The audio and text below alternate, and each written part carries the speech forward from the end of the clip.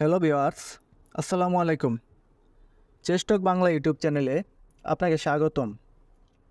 দাবা একটি রাজকীয় বুদ্ধির খেলা। দাবা খেলাকে একটি যুদ্ধের সাথে তুলনা করা যায়, যেখানে উভয় খেলোয়াড়ের সমান সংখ্যক গুটি থাকে। রাজা, রানী, হাতি, নৌকা, ঘোড়া ও সৈন্য। তারপরেও একজন খেলোয়াড় জয়লাভ করে শুধুমাত্র তার বুদ্ধি ও কৌশলের উপর নির্ভর করে। আজকে আমরা দাবার গুটিগুলো সম্পর্কে বিস্তারিত জানব। তাহলে চলুন আর দেরি না করে শুরু করি আজকের ভিডিও। দাবা খেলায় সাদা এবং কালো দুই রঙের গুটি থাকে। যে খেলোয়াড় সাদা গুটি পরিচালনা করেন তাকে বলে হোয়াইট প্লেয়ার, এবং যে খেলোয়াড় কালো গুটি পরিচালনা করেন তাকে বলে ব্ল্যাক প্লেয়ার। এবার আসুন দাবার গুটিগুলোর সাথে পরিচিত হই। রাজা বা কিং। রাজাকে বলা হয় বোর্ডের সবচেয়ে দুর্বল গুটি। তারপরেও এই রাজাকে ঘিরেই পুরো খেলাটি আবর্তিত হয়। রাজা তার অবস্থান থেকে কোনো গতিকে অতিক্রম না করে যে কোনো দিকে এক গড় যেতে পারে, তবে বিশেষ ক্ষেত্রে 2 গড় যেতে পারে, যাকে বলে ক্যাসলিং। রানী বা কুইন, যাকে অনেক এলাকায় মন্ত্রীও বলে। উভয় খেলোয়াড়ের একটি করে কুইন বা রানী থাকে। কুইন বোর্ডের সবচেয়ে শক্তিশালী গুটি। কুইন তার অবস্থান থেকে কোনো গুটিকে অতিক্রম না করে আড়াআড়ি, সোজাসুজি বা কোনাকুনি যে কোনো দিকে চলাচল করতে পারে। নৌকা বা রুক, কোনো কোনো এলাকায় একে কিস্তিও বলা হয়।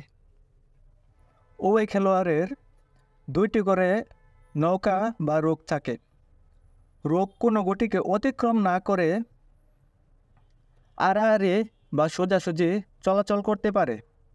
রানীর পরে এটি বোর্ডের সবচেয়ে শক্তিশালী গুটি।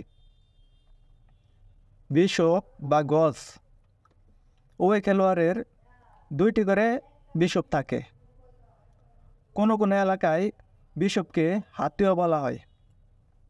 বিশপ কোনো গুটিকে অতিক্রম না করে কোনাকুনি বা ডায়াগোনালি চলাচল করে। সাদা ঘরের বিশপকে লাইট স্কোয়ার বিশপ এবং কালো ঘরের বিশপকে ডার্ক স্কোয়ার বিশপ বলা হয়। নাইট বা ঘোড়া, উভয় খেলোয়াড়ের 2টি করে ঘোড়া থাকে। ঘোড়ার চালটা একটু জটিল। ঘোড়া একেবারে আড়াআড়ি 2 গড় ও সোজাসুজি 1 গড় চলে, বা সোজাসুজি 2 গড় ও আড়াআড়ি 1 গড় চলাচল করতে পারে, যেটাকে দাবার ভাষায় আড়াই গড় বলা হয়। ঘোড়া একমাত্র গুটি যে যে কোনো গুটিকে অতিক্রম করে চলাচল করতে পারে। পণ বা সৈন্য, উভয় খেলোয়াড়ের 8টি করে পণ থাকে। পণ সবসময় সামনের দিকে অগ্রসর হয়, কোনো অবস্থাতেই পিছনে ফিরে আসতে পারে না। পণ কোনো গতিকে অতিক্রম না করে প্রথম চালে 2 গড় বা 1 গড় সামনে চলতে পারে, পরবর্তীতে 1 গড় করে সামনে চলতে পারে। পণ সামনে থাকা কোনো গতিকে ক্যাপচার করতে পারে না। 1 গড় কোনাকুনিভাবে সামনে থাকা গতিকে পণ ক্যাপচার করতে পারে। পণ সামনে যেতে যেতে যদি প্রতিপক্ষ খেলোয়াড়ের শেষ র্যাঙ্কে যেতে পারে, তাহলে রানী, নৌকা, ঘোড়া বা যে কোনো পাওয়ারে রূপান্তরিত হতে পারে। এবার আসি বোর্ডে কিভাবে গুটি সাজাতে হয় সেই বিষয়ে। বোর্ডের প্রথম ও দ্বিতীয় র্যাঙ্কে সাদা এবং সপ্তম ও অষ্টম র্যাঙ্কে কালো গুটি বসবে। 2 কোণায় 2 নৌকা, তারপর 2 ঘোড়া, তারপর 2টি বিশপ বা হাতি। সাদা রানী সাদা ঘরে, কালো রানী কালো ঘরে বসবে। তারপর সাদা রাজা কালো ঘরে এবং কালো রাজা সাদা ঘরে বসবে।